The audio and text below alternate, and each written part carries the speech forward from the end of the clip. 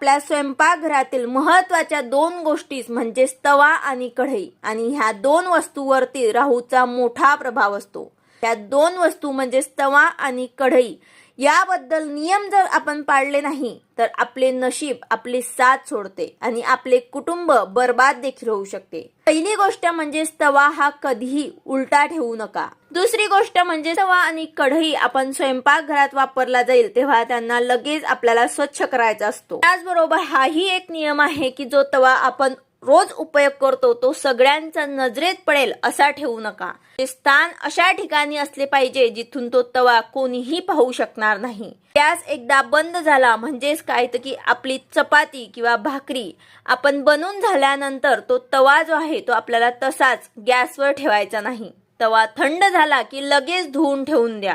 अजून एक गोष्ट म्हणजेच गरम तव्यावर कधीही पाणी टाकू नका. जर आपण या नियमा